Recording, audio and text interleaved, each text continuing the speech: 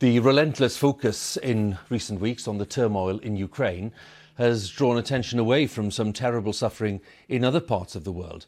This month marks 8 years of conflict in Yemen between the Saudi-backed government and the Houthis, backed by Iran, making it a regional power struggle between two very powerful states.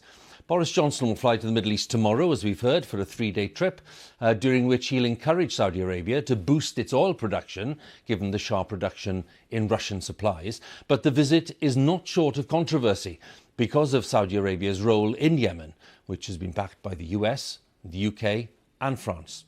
BBC Arabic special correspondent Nawal Al-Maghafi brings us the story. Another deadly night in Yemen's capital, Sana'a. And a frantic morning at what's left of a family home. A common scene in this war between Houthi rebels linked to Iran and a coalition led by Saudi Arabia and the UAE. Hassan's brother was at the scene. I called my brother. I could hear women and people screaming in the background.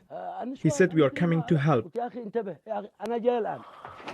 The first airstrike killed a former aviation college head linked to the Houthis, with his wife and children. And I was rushing to help. Then I heard the second strike. The house was flattened. The second hit killed his brother and 4 other rescuers. 2 strikes. This is what's called a double-tap attack. The UN has condemned them and said the targeting of rescuers could amount to a war crime. The coalition said it was targeting Houthi camps across the capital. It was in response to a Houthi drone attack on the UAE, like this one, shown in their propaganda video. Both sides are accused of war crimes, which they deny. But since October, the UN has stopped investigating them. The UN Human Rights Council failed to renew its mandate to investigate war crimes in Yemen. What has been the outcome? That was a very dangerous message to all parties to the conflict, that they have impunity and they will not be held accountable. And the consequences can be seen here.